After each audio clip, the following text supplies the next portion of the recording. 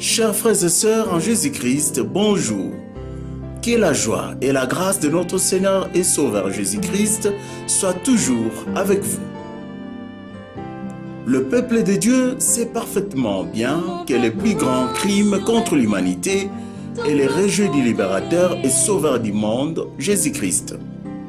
Mais le peuple de Dieu, principalement ses bergers, sait-il que certaines doctrines qu'il enseigne et certains comportements et attitudes qu'il affiche face aux divers problèmes de la vie des hommes empêchent les nations à connaître et à croire en Jésus-Christ et tiennent l'Église bien éloignée de son rôle de lumière du monde?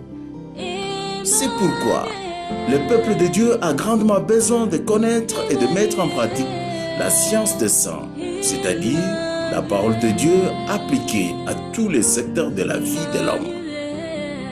Nous croyons que les émissions qui suivent aideront grandement le peuple de Dieu à changer son comportement. Nous lui demandons donc de bien les écouter attentivement et intégralement. Que Dieu vous bénisse. Dans ma marche pour le ciel, tout peut sombrer. Dans mon parcours sur la terre, tout peut sombrer. Dans ma marche pour le ciel, tout peut sombrer. Si la peur met des doutes sur... Nous sommes très honorés de vous savoir branchés sur nos antennes pour suivre ce nouveau numéro de votre émission. Nous recevons pour vous aujourd'hui, une fois de plus, le frère Sébastien Kindidi, avec qui nous allons nous entretenir autour du thème « La crainte de Dieu ». C'est la suite du thème que nous avons déjà commencé à parler depuis notre précédent numéro sur le rôle de l'Église dans le monde aujourd'hui. Bonjour frère Sébastien. Bonjour Charlène. Nous allons continuer ce que nous avons déjà commencé avec vous. Et aujourd'hui, c'est plus la crainte des dieux. Vous pouvez nous parler de ce thème, la crainte des dieux. Merci, ma sœur. Oui, la crainte de Dieu, c'est une pensée qui est interprétée de façon très diverse, alors que la Bible est très claire sur la crainte de Dieu. Mais les hommes l'interprètent différemment.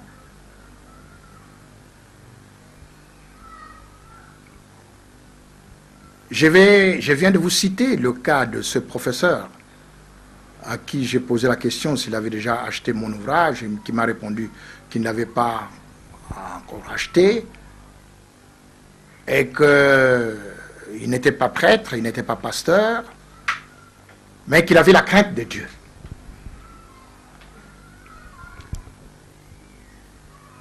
Et l'on peut penser que la crainte de Dieu est différente de la parole de Dieu. Parce qu'il parle de prêtres, il parle de pasteurs, ce sont ceux-là qui parlent de la parole de Dieu, et lui ne l'est pas, mais il a la crainte de Dieu. C'est ce qu'il dit. Alors il faut qu'on précise ça, que nous comprenions ce que la Bible dit de la crainte de Dieu. La crainte de Dieu, nous avons dit, lorsque nous avons rencontré, lorsque nous avons été interrompus par ces messieurs au cours de la réunion que nous avons eue sur le développement économique du Bas-Congo, nous lui avons répondu, la crainte de Dieu, c'est le commencement de la sagesse. La crainte de Dieu, c'est le commencement de la science. Mais qu'est-ce que c'est la crainte de Dieu? Parce qu'il y a des gens qui entrent dans l'église, qui en sortent, et qui croient qu'ils ont la crainte de Dieu. Nous avons vu qu'est-ce que Dieu appelle le méchant. Et qu'est-ce qu'il appelle le juste. Et nous comprendrons que tout tourne autour de la parole de Dieu et de son application. Vous pouvez connaître des versets bibliques répétés, mais sans pouvoir pratiquer ce que vous dites debout de votre lèvre. Je vais vous demander, ma sœur, de lire Ésaïe, prophète Ésaïe, chapitre 29, verset 13 à 15. Ésaïe, chapitre 29, verset 13. Ésaïe 29, 13 à 15. Le Seigneur dit, quand ce peuple s'approche de moi, il m'honore de la bouche et des lèvres. Mais son cœur est éloigné de moi, et la crainte qu'il a de moi n'est qu'un précepte de tradition humaine. C'est pourquoi je frapperai encore ce peuple par des prodiges et des miracles, et la sagesse de ces sages périra, et l'intelligence de ces hommes intelligents disparaîtra. Amen. Amen. Oh, le Seigneur est bon. Il explique bien ce que c'est. Un jour, j'étais invité à témoigner, ou j'ai demandé plutôt au curé de la paroisse, j'étais encore catholique, romain, et je suis allé, j'ai demandé au curé si je pouvais témoigner sur la nouvelle naissance. C'était en 94. Alors, mais j'étais dans l'église catholique romaine, mais né de nouveau. Et j'avais donc une intelligence renouvelée par le Saint-Esprit. Je me rappelle, c'était un jour de mercredi, c'est dans le catholicisme romain, ils appelaient ça, ce jour-là, c'était le jour de prière du renouveau charismatique. Et alors, j'ai témoigné. Je parlais de la nouvelle naissance. Et je suis arrivé à parler de la Bible, de la nécessité de méditer la parole de Dieu. J'ai posé la question de savoir combien il y avait de gens qui avaient déjà lu la Bible, ne fût-ce qu'une fois, de bout en bout. Il y avait une centaine de personnes, mais je n'ai pas trouvé 5 ou 10. Je n'ai pas trouvé 10. Alors je leur ai dit, si vous posez la même question dans une église pentecôtiste ou dans une église protestante, vous en trouverez bien plus que ça. Alors, et j'ai dit, c'est ça la différence. Méditez la parole de Dieu et vous allez comprendre la parole de Dieu. Si vous ne la méditez pas, vous allez entrer dans des philosophies, dans des pensées humaines. Alors, lorsque on est passé aux questions-réponses, il y avait un frère qui me pose la question. Frère, je vous ai vu entrer ici, mais je ne vous ai pas vu vous incliner devant le tabernacle.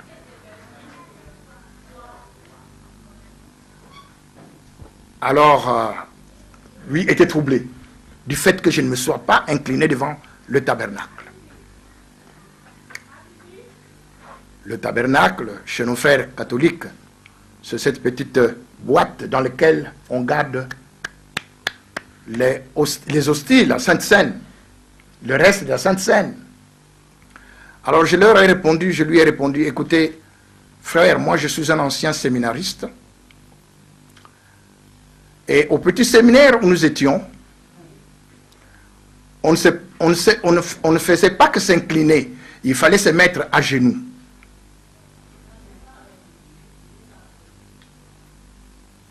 Et donc, c'était même plus que ça.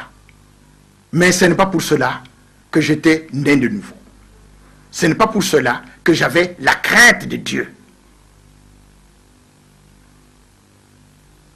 Et la Bible nous explique ici, dans ce que vous venez de lire, Ésaïe, chapitre 29, versets 13 à 15, ce peuple, quand il m'honore de la bouche et des lèvres, mais son cœur est éloigné de moi.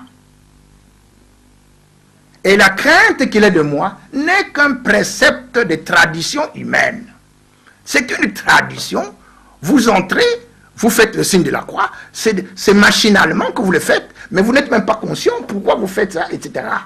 Vous vous agenouillez parce que c'est toujours la tradition. Mais votre cœur, où est-il? La tradition humaine, la religion. Jésus-Christ n'est pas un chef religieux. Jésus-Christ n'est pas venu nous enseigner une religion. Jésus-Christ est venu pour nous donner un cœur nouveau, un esprit nouveau. C'est quand nous le recevons dans notre cœur comme Seigneur et Sauveur, quand nous nous repentons, c'est-à-dire nous prenons la décision d'abandonner le péché. La Bible nous dit, celui qui cache ses transgressions ne prospère pas, mais celui qui les avoue et les abandonne obtient miséricorde. Et les abandonne, pas simplement les avouer, confesser, et puis après ça, vous allez recommencer. Non, les abandonner. Alors vous obtenez miséricorde. Proverbe 28, 13.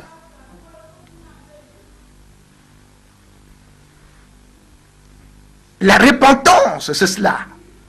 Abandonner le péché. Vous ne pouvez plus pécher volontairement comme vous le faisiez avant. Parce que maintenant l'Esprit Saint habite en vous. C'est la lutte interne entre l'Esprit et la chair. Celui qui est né de nouveau, c'est-à-dire qui a reçu l'Esprit de Dieu, l'Esprit Saint, il a la crainte de Dieu, il ne peut plus pécher volontairement. Le diable nous tend des pièges. Et par notre faiblesse humaine, nous arrivons à succomber, hélas. Mais nous ne pouvons pas succomber de façon permanente, comme ça. Et puis aller recommencer la confession, et puis vous tout en confession, vous savez que la semaine suivante, vous devez rencontrer votre petite amie, ou que vous devez aller voler, ou que... Non! Ce n'est pas ça la repentance. Ce n'est pas ça la crainte de Dieu. Vous n'avez pas la crainte de Dieu parce que vous n'avez pas l'Esprit de Dieu en vous. Comment reçoit-on l'Esprit de Dieu? C'était déjà annoncé bien avant dans l'Ancien Testament. Nous l'avons lu dans Ésaïe chapitre 59, verset 21. Nous avons lu cela. L'Esprit qui repose en vous et les paroles que j'ai mises dans ta bouche ne se retireront point de ta bouche, ni de la bouche de tes enfants, ni de la bouche des enfants de tes enfants, maintenant et pour toujours, dit l'Éternel. C'est cela, vous êtes liés, c'est la nouvelle alliance, l'alliance d'esprit et de parole. Si vous êtes conduit par l'esprit, vous devez aimer la parole de Dieu, parce que la parole de Dieu, c'est Jésus-Christ. Et donc, vous ne pouvez pas dire, j'aime Jésus, mais sans aimer sa parole, sans aimer la Bible. Oh, j'étais heureux, un jour, du mois de septembre 2009, je me rendais au service. J'ouvre la radio, RFI, Radio France Internationale, et j'entends que le pape venait de demander aux chrétiens catholiques de méditer et de lire la parole de Dieu. J'étais heureux ce jour-là. C'est en 2009. Peut-être qu'il avait fait avant, je ne sais pas. Mais j'ai entendu ça à la radio RFI. C'est un jour de septembre. J'ai dit, Seigneur, merci. Maintenant, ton église va être une. Ton église va être solide. Ton église ne va plus entrer dans des philosophies. Ton église va s'asseoir sur la parole de Dieu qui est la vérité. Parce que les divisions viennent de l'ignorance de la parole de Dieu. Les religions viennent de l'ignorance de la parole de Dieu.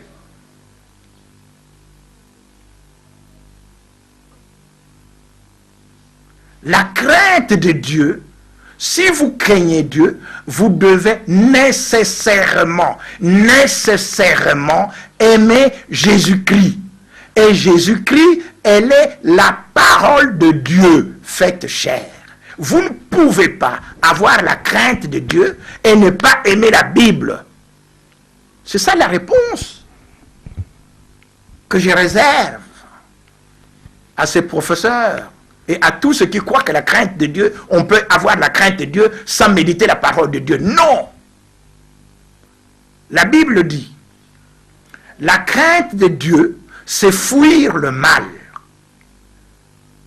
Mais l'arrogance et l'orgueil, c'est la voie du mal. Proverbe 8, verset 13. La crainte de Dieu, c'est fuir le mal. Et l'arrogance et l'orgueil, c'est la voie du mal. On croit connaître. On est orgueilleux.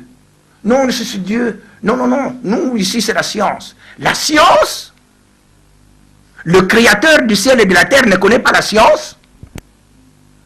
Celui qui vous a créé ne connaît pas la science. Vous séparez la science de la parole de Dieu. Malheureusement, les églises, les prédicateurs, bien-aimés dans le Seigneur, nous devons le savoir. Je suis une brebis dans une église et je rends grâce à Dieu de m'avoir donné des pasteurs qui sont oints.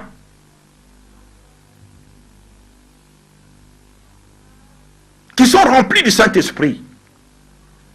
Mais être rempli du Saint-Esprit ne signifie pas connaître toute la parole de Dieu.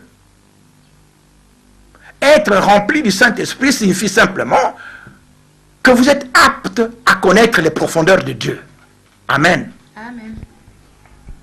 Parce que vous ne pouvez pas connaître les profondeurs de la parole de Dieu si ce n'est par le Saint-Esprit. Ce n'est pas moi qui le dis, c'est la Bible.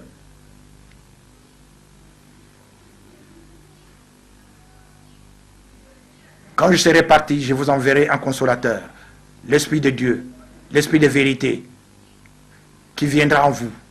Il vous conduira dans toute la vérité. Il ne parlera pas de lui-même, mais il vous dira ce qu'il aura entendu. Et il vous annoncera de nouvelles choses. Jean 16, 13. C'est l'Esprit de Dieu qui nous introduit dans la connaissance de la parole de Dieu. Et 1 Corinthiens 2, 10, il dit, ces choses nous a révélées par l'Esprit, car l'Esprit sonde tout, même les profondeurs de Dieu. C'est le Saint-Esprit.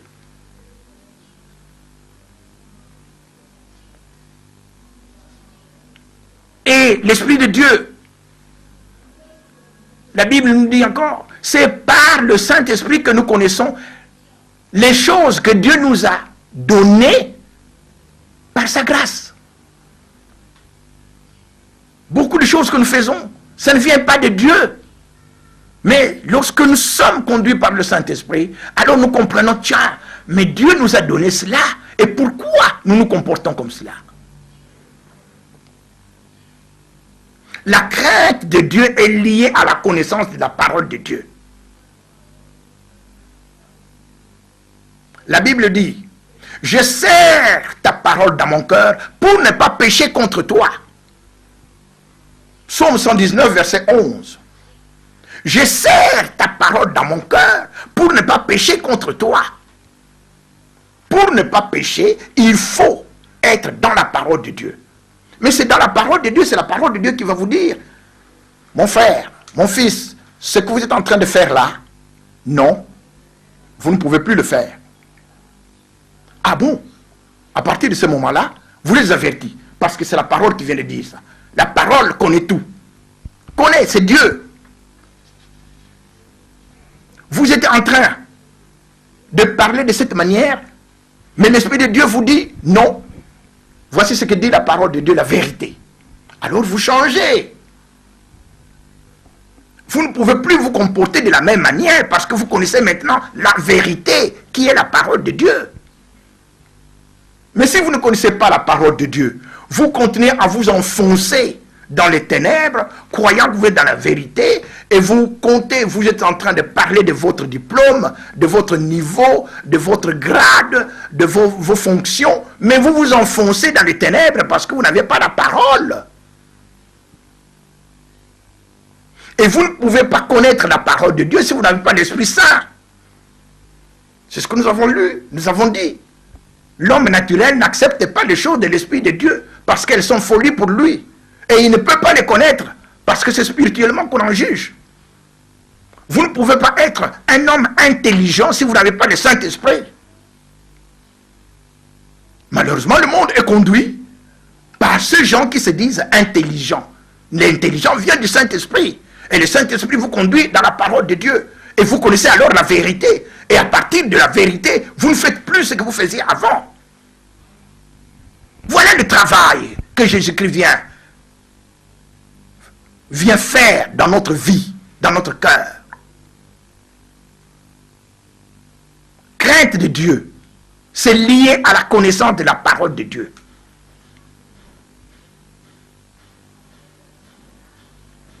La Bible dit, si vous m'aimez, gardez mes commandements. C'est Jean chapitre 14, versets 15 à 17. Nous allons comprendre d'où vient le Saint-Esprit, comment il vient pénétrer en nous. Parce que le Saint-Esprit qui nous donne la crainte de Dieu, c'est la crainte qui vient de l'Esprit de Dieu, Si vous m'aimez, gardez mes commandements. Et moi, je prierai le Père pour qu'il vous envoie un autre consolateur, l'Esprit de vérité, que le monde ne connaît pas. Le monde ne connaît pas le Saint-Esprit, ne connaît pas ça. Mais vous, vous le connaissez, parce qu'il habite en vous et il demeure en vous. Nous attristons le Saint-Esprit par notre comportement pécheur. Alors le Saint-Esprit est triste. Et quand quelqu'un est triste, il ne vous dit plus rien. La Bible nous demande de nous sanctifier, de marcher dans la sanctification. Que ceux qui sont saints se sanctifient encore. C'est le processus de tout chrétien. Dès que vous êtes né de nouveau, vous avez reçu Jésus-Christ comme Seigneur et Sauveur personnel. Vous devenez saint. Quand vous vous repentez, vous êtes saint. La Bible nous dit que nous avons été sanctifiés par l'offrande du corps de Christ une fois pour toutes. Hébreux 10, 10. Une fois pour toutes, nous sommes saints. Positionnellement, nous sommes saints. Vous pouvez me dire Saint Sébastien, Saint Charlène, Saint... Nous sommes de saints quand nous avons écrit Christ, que nous sommes repentis. Nous ne pouvons pas pécher volontairement comme ça. Non, c'est fini cela. Nous ne pouvons plus planifier le péché comme nous le faisions auparavant. Tel jour, pendant que vous êtes en train de communier là, mais le lendemain vous faites un plan pour aller pécher. Vous ne pouvez plus. Celui qui pêche volontairement après avoir eu la connaissance de la vérité, il n'y a plus de sacrifice pour le péché. C'est-à-dire qu'il marche sur Dieu. Mais qu'est-ce qu'il attend? Il attend le jugement. Faisons attention. La crainte de Dieu est liée à l'Esprit de Dieu en nous et à la parole de Dieu. Ésaïe chapitre 2, ma soeur, pour vous lire. Ésaïe chapitre 2, verset 11. Et nous continuerons. Pardon. Ésaïe, oui, excusez-moi. Ésaïe chapitre 11, verset 2. C'est l'inverse. Ésaïe chapitre 11, le verset 2. L'Esprit de l'Éternel repose sur lui, esprit de sagesse et d'intelligence, esprit de conseil et de force, esprit de connaissance et de crainte de l'Éternel. Amen. Amen. On parle, de qui parle-t-on? Lisez un peu le verset 10.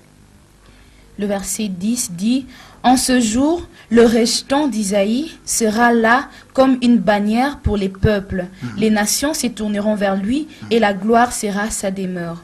Amen. Amen. Celui qui vont... Nous sommes en train de voir Israël, quand Israël se convertira, quand Israël regardera au Seigneur Jésus-Christ, quand il va comprendre que c'est celui qu'ils ont crucifié qui est le Sauveur, c'est dit dans Zacharie chapitre 12, verset 10, tous, ils regarderont à celui qu'ils ont persécuté et ils vont se lamenter, ils vont pleurer comme ils pleurent, comme on pleure un enfant unique. C'est quand Israël va se convertir, alors ils recevront l'Esprit de Dieu. L'esprit de sagesse et d'intelligence, l'esprit de connaissance L'esprit de crainte de Dieu. Voilà. La crainte de Dieu, c'est l'Esprit Saint. Nous qui avons reçu le Seigneur Jésus, et le Seigneur nous le dit, si vous m'aimez, gardez mes commandements, et moi, je prierai le Père, afin que vous ayez un autre esprit, un autre consolateur, l'Esprit de vérité. C'est le même Esprit, l'Esprit Saint, que le monde ne connaît pas. Le monde ne peut pas comprendre les problèmes de Dieu, ne peut pas connaître les solutions de Dieu, parce qu'il n'a pas l'Esprit de Dieu. Et c'est pour cela que le Seigneur nous dit, mais sortez du milieu d'eux, sortez du milieu du monde. Le monde est dans les ténèbres. Le monde vous conduit dans des solutions que Dieu déteste. Ce ne sont pas des solutions. Sortez du milieu d'eux. Nous allons en parler en long et en large. Mais c'est pour aller où Dieu nous dit ce que nous devons faire. Alors vous allez comprendre que la politique, l'économie, toutes les sciences sont dans la Bible. Que la Bible, du premier verset jusqu'au dernier verset, du premier verset de Genèse jusqu'au dernier verset de l'Apocalypse, c'est la politique, c'est l'économie, c'est la science, c'est tout. C'est pour cela que Dieu dit, c'est nous qui sommes la lumière du monde. Parce que nous avons reçu l'Esprit de Dieu qui nous conduit dans la connaissance de la vérité de la parole de Dieu. Bien-aimés dans le Seigneur, j'aimerais bien que vous lisiez un peu Éphésiens chapitre 1er, versets 18 à 22. Éphésiens 1er, 18 à 22. Et qu'il illumine les yeux de votre cœur pour que vous sachiez quelle est l'espérance qui s'attache à son appel, quelle est la richesse de sa gloire, de la gloire de son héritage qu'il réserve aux saints, et quelle est envers nous qui croyons l'infinie grandeur de sa puissance, se manifestant avec efficacité par la vertu de sa force. Il l'a déployé en Christ en le ressuscitant des morts et en les faisant asseoir à sa droite dans les lieux célestes, au-dessus de toute domination, de toute autorité, de toute puissance, de toute dignité et de tout nom qui se peut nommer, non seulement dans les siècles présents, mais encore dans le siècle à venir. Il a tout mis sous ses pieds et il l'a donné pour chef suprême à l'Église, qui est son corps, la plénitude de celui qui remplit tout en tous. Amen. Amen. Oh, si nous pouvions connaître notre position. Oh, bien-aimés dans le Seigneur, oh, Église de Jésus-Christ, connaissez la position que vous avez. Le Seigneur est élevé dans la gloire, au-dessus de toute domination, de toute autorité, de tout nom qui puisse être nommé sur la terre et dans le ciel. Non seulement présentement, mais même dans le futur. Jésus-Christ est au-dessus. Et qu'est-ce qu'il est? Il est la tête de l'Église. Est-ce que nous comprenons cela? Il est la tête de l'Église et nous sommes le corps de l'Église. Quand nous sommes debout, la tête se trouve en haut et nos pieds se trouvent en bas. Les dominations, les autorités, les principautés, tout se trouve sous nos pieds. Nous qui sommes rattachés à la tête, parce que Ecclésia, Ekkaleo, assemblée appelée hors du monde, pour être rattaché à son chef qui est Jésus-Christ. Mais nous qui sommes là, le corps du Christ, quand nous avons besoin de quelque chose, nous avons besoin d'une explication, nous avons besoin d'une solution à un problème donné, nous allons dans le monde. Aller chercher la solution au monde, dans le monde. Les solutions des hommes politiques du monde, les solutions de l'économie du monde. Alors que nous avons la tête qui est Dieu. Est-ce que nous connaissons notre position?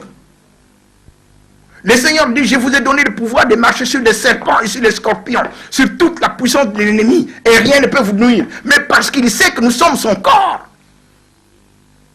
Il est écrit, nous les avons vaincus. cause du sang de l'agneau. Amen. Nous les avons vaincus. Car celui qui est en nous est plus grand que celui qui est dans le monde. Quand est-ce que nous avons vaincu le monde? Quand est-ce que nous avons vaincu tous ces gens qui parlent dans le monde? Mais c'est à la croix. C'est à cause du sang de l'agneau. Amen. Comme vous l'avez bien dit. Apocalypse 12, 11. Nous l'avons vaincu à cause du sang de l'agneau. Parce que nous avons cru à ce sang. Et nous les avons vaincus. C'est tout a été accompli à la croix. Le problème de l'Église, c'est d'être mal enseigné dans ce domaine-là. Nous le disons par la grâce que Dieu nous a donnée. Le Seigneur, sorti du tombeau, il fait une déclaration solennelle.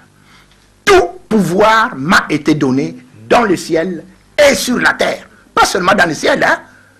Ah, parce que les gens s'imaginent que c'est seulement dans le ciel. Non, et sur la terre. Tout pouvoir m'a été donné. C'est du passé. Ce n'est pas qu'il me sera donné. Non.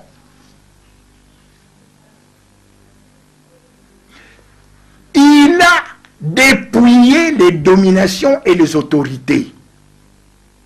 Il les a livrées publiquement en spectacle, en triomphant d'elles par la croix. Colossiens 2,15. Nous avons tout pleinement en Jésus-Christ, qui est le chef de toute domination et de toute autorité. Colossiens 2,10. Qu'est-ce que nous attendons? Mais nous avons tout pleinement en lui, qui est le chef de toute autorité et de toute domination. Parce qu'il a dépouillé les dominations et les autorités. Il les a livrés publiquement au spectacle. Il les a traînés dans la boue. Voilà ces autorités qui vous dominaient. Voilà ces princes qui vous dominaient. C'est fini. Maintenant, je marche sur eux. Et quand vous voyez le cirque romain, les gladiateurs qui se battaient, celui qui vainquait, eh bien, il traînait son adversaire dans la boue, dans le traîner. Et les autres applaudissaient. Le Seigneur Jésus a vaincu. Il traîne tous ses adversaires dans la boue. Amen. Et nous applaudissons. Mais nous ne nous arrêtons pas seulement à applaudir. Écoutons ce qu'il dit. Mais pourquoi m'appelez-vous Seigneur, Seigneur? Il est Seigneur. Mais il est devenu Seigneur pour que nous fassions ce qu'il dit. Pourquoi m'appelez-vous Seigneur, Seigneur? Et ne faites-vous pas ce que je dis? Mais qu'est-ce que vous dites Seigneur sur le plan politique? Qu'est-ce que vous dites Seigneur sur le plan économique? Qu'est-ce que vous dites sur le plan social? Qu'est-ce que vous dites? Qu'est-ce que vous dites? Nous sommes là en train d'être traînés par les ténèbres. Mais qu'est-ce que vous dites? Le Seigneur nous répond, vous me chercherez et vous me trouverez si vous me cherchez de tout votre cœur. Toutes les solutions sont dans la Bible et nous allons y arriver. Nous progressons lentement, mais sûrement par la grâce que Dieu nous donne. Nous y reviendrons encore. La crainte de Dieu, connaissance de la parole de Dieu, Esprit de Dieu en nous.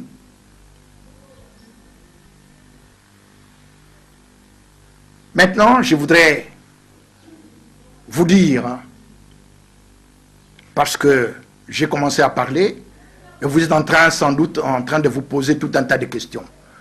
Mais pourquoi il parle comme ça? Qui l'envoie? Qui il est? Qu'est-ce qu'il veut? Eh bien, suivez. Que Dieu vous aide à le comprendre. Et si vous le comprenez, nous marcherons avec vous ensemble. Parce que Dieu ne veut pas que ses enfants soient divisés, que ses enfants soient dispersés. Dieu veut l'unité parfaite de ses enfants. Mais cette unité n'est possible que si nous sommes tous en Christ. La Bible dit, celui qui n'est pas avec moi est contre moi. Et celui qui n'assemble pas avec moi disperse. Voilà. C'est très clair. Nous devons rester dans la parole de Dieu, être unis dans la parole de Dieu, et nous serons très très forts. Maintenant, quelle est votre question que je reprends? Mais pourquoi je suis en train de parler? Qui m'envoie et qu'est-ce qui se passe? Je viens de vous dire qu'en 2005,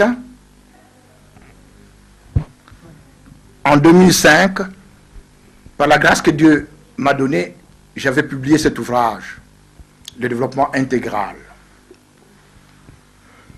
Après la publication de l'ouvrage, j'ai eu à tenir beaucoup de conférences dans les églises locales même, ou même dans certains forums. Et j'ai parlé du développement selon la parole de Dieu. L'homme entièrement, tous les hommes, mais aussi l'homme dans sa triple dimension, esprit, âme et corps. C'est ça le développement. L'enfant de Dieu, quand il parle de développement, il est intégral. Le païen parle de développement économique et social, mais ce ne sont là que des moyens pour atteindre quelque chose de bien plus grand, c'est-à-dire la vie éternelle.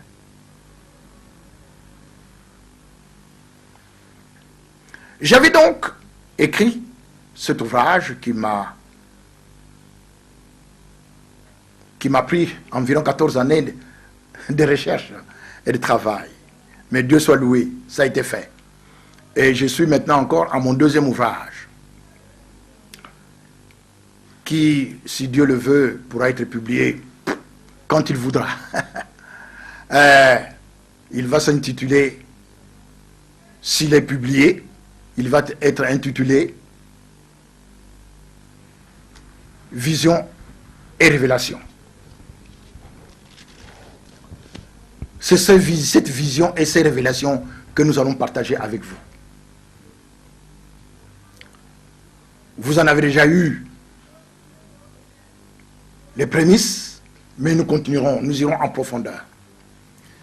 J'ai donc publié cet ouvrage, je répète, en 2005, et j'ai tenu un certain nombre de conférences, mais contrairement à ce que je pensais, je croyais que l'ouvrage allait être vendu comme ça, etc., et qu'il y aura un engouement, les gens qui vont venir.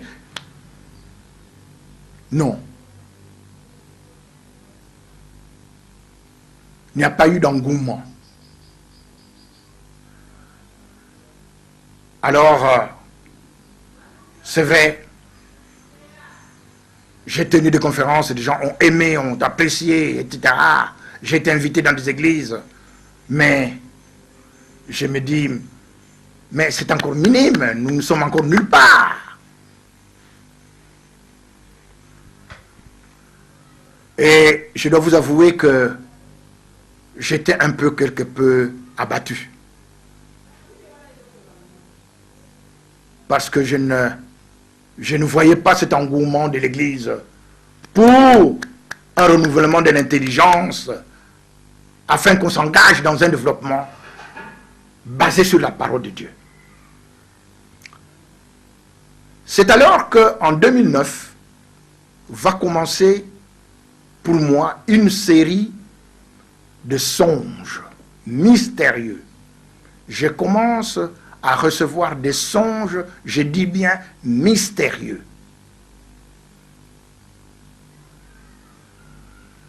Ces songes qui vont se répéter plusieurs fois. Il est simple à décrire. Au départ, j'étais en train de parler avec un homme politique. Et comme toujours, nous parlons un peu de la situation du pays, où le constat est le même partout. C'est décevant. Alors je commence à lui expliquer à cet homme politique-là, que j'ai vu dans le songe, je commence à lui expliquer le développement intégral. C'est-à-dire le développement que Dieu veut. Le développement fondé sur la parole de Dieu. Pendant que je parlais, l'homme avait disparu. Je ne le voyais plus. Et j'étais en train de parler tout seul. Dans le songe, je parlais tout seul pendant très longtemps. Je savais que j'étais en train de parler, mais je ne voyais personne devant moi. Alors, à la fin, quand j'ai fini de parler, je vois un nuage blanc devant moi. Puis, c'est terminé. Je me réveille, je réalise que c'était un songe. Le même songe s'est répété plusieurs fois. Et tenez-vous bien, en 2010, au mois de janvier, en une semaine, le même songe exactement identique se répète 3 nuits successivement.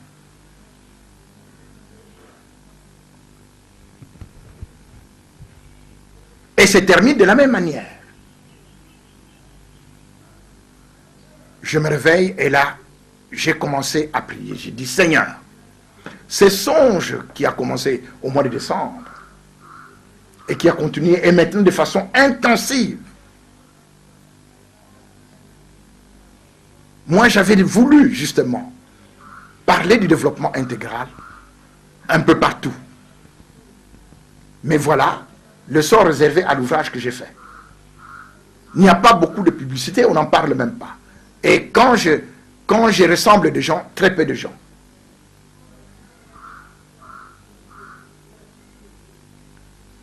Je me mets alors à rédiger une lettre de 6 pages, avec des annexes, où je donnais même mon curriculum vitae. Une lettre, au total, un document de 32 pages. Et envoyé aux responsables des églises dites chrétiennes, catholiques, pentecôtistes, protestantes, orthodoxes, etc. À des pasteurs et à des prêtres. Au total, une 40aine de lettres que j'ai envoyées avec tous ces documents. Qu'est-ce que je leur demandais? Je ne leur ai pas parlé du songe. Je n'ai pas parlé du songe. Je leur ai dit tout simplement, rappelez la parole de Dieu, qui sont la lumière du monde, mais que nous sommes à la traîne des enfants du monde. Et qu'il est temps que maintenant, nous puissions mettre en pratique ce que Dieu nous dit. Je suis le bon berger. J'ai même cité cela. Le bon berger donne sa vie pour ses brebis. Mais le mercenaire voit venir le loup et prend la fuite. J'ai même cité cela. Parce que j'étais convaincu, et je le suis toujours, que l'Église ne joue pas son rôle de lumière du monde. Frère Sébastien, si vous pouvez résumer un peu les témoignages, parce que nous courons derrière les temps.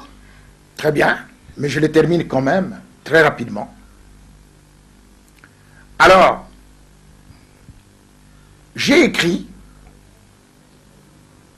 une lettre, c'est au mois de décembre 2010. J'ai attendu 3 mois, aucune réponse.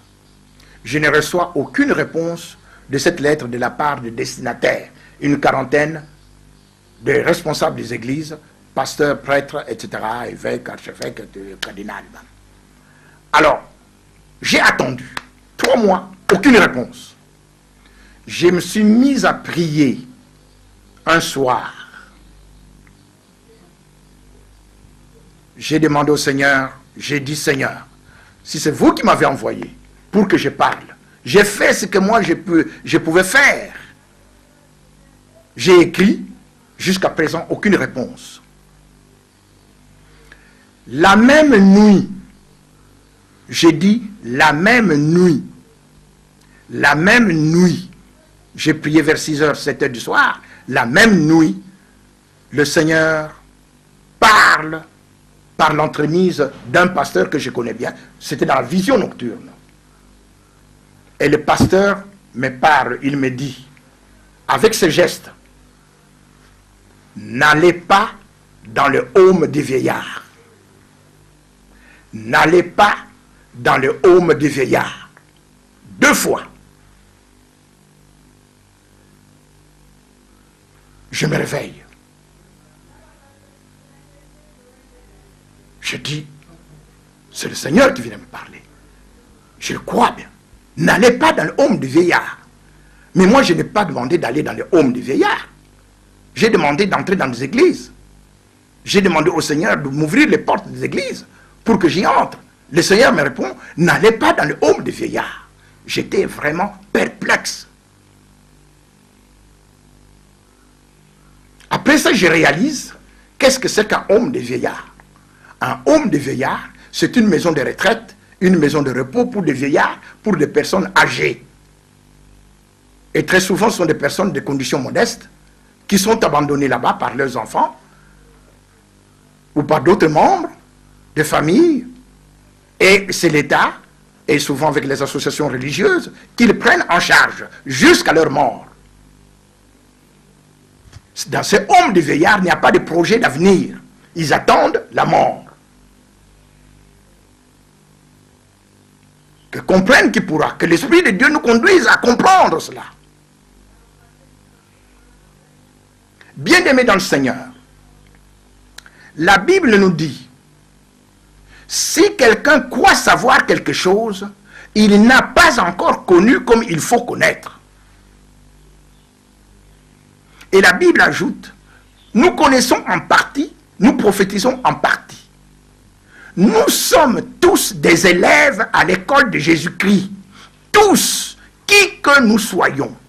Que nous ayons 50 ans de ministère, que nous ayons 10 ans de ministère, que nous soyons docteurs en théologie, que nous soyons qui que ce soit dans la hiérarchie administrative de l'Église, nous sommes élèves. Élève signifie apprenti. Et qui est notre maître? Jésus-Christ et Jésus-Christ seul. Et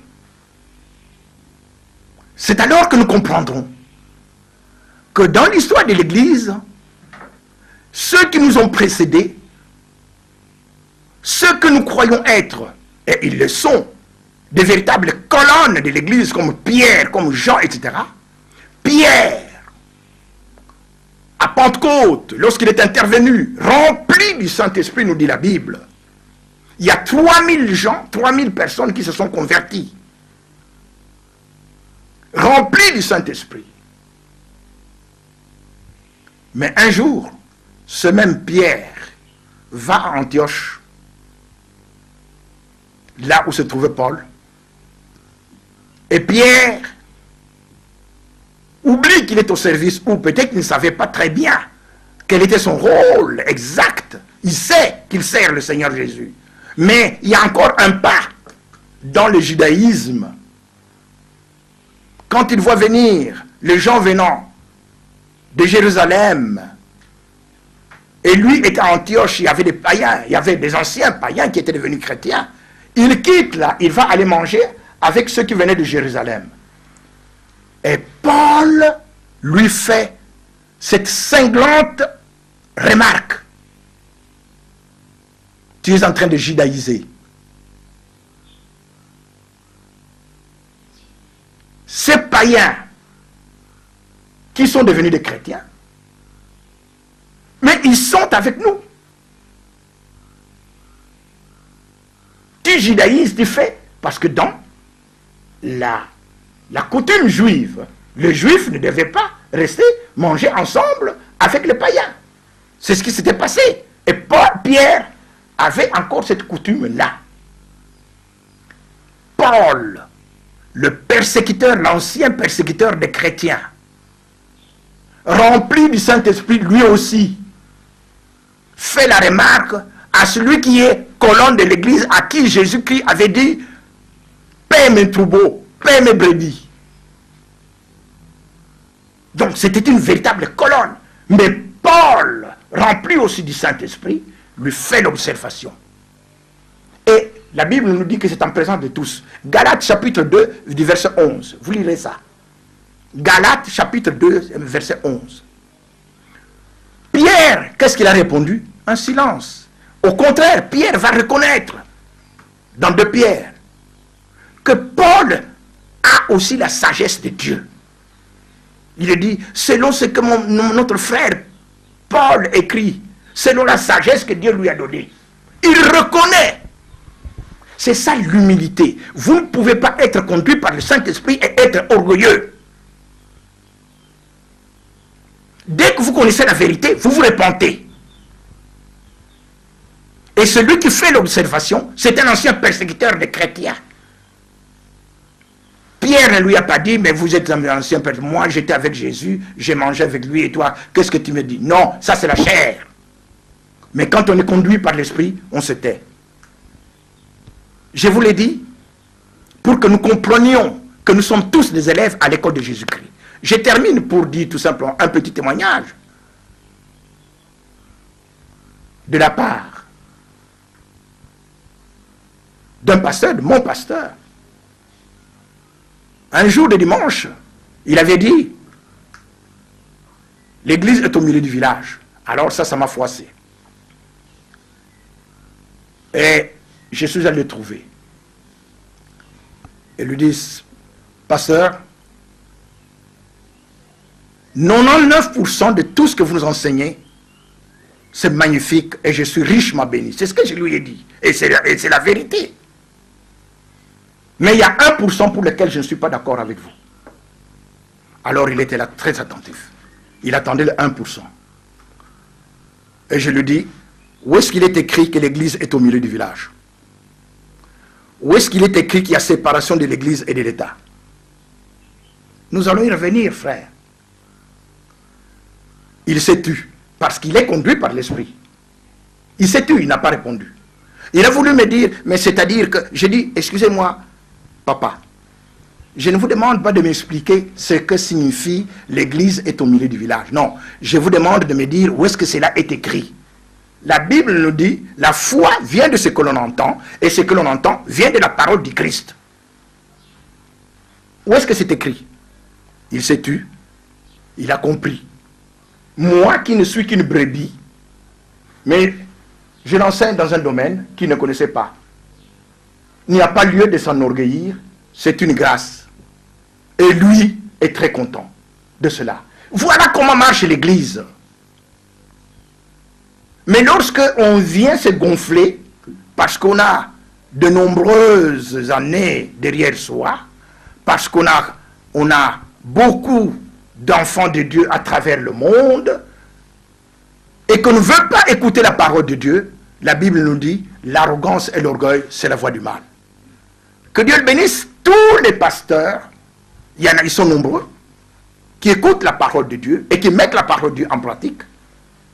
Mais nous sommes tous des élèves. Nous sommes tous des élèves, nous devons encore apprendre, apprendre et apprendre encore. Et nous verrons, par la grâce que Dieu nous a donnée, que nous avons encore beaucoup de choses à dire. Mais tout vient de Dieu et c'est à lui la gloire. Nous n'avons pas à nous enorgueillir de quoi que ce soit. Qu'avons-nous que nous n'ayons reçu? Tout vient de Dieu. Que Dieu vous bénisse. Merci frère Sébastien, merci à vous tous qui nous avez suivis. Je rappelle que nous avons reçu pour vous, nous venons de nous entretenir avec le frère Sébastien autour du thème la crainte des dieux. Et merci pour l'attention particulière que vous nous avez accordée. Nous disons également merci à Niki Malamou qui a réalisé cette émission. Quant à moi, je vous retrouve très prochainement. Au revoir. Dans mon parcours sur la terre, tout peut sombrer. Dans ma marche pour le ciel, tout peut sombrer. Si la peur met des doutes sur ma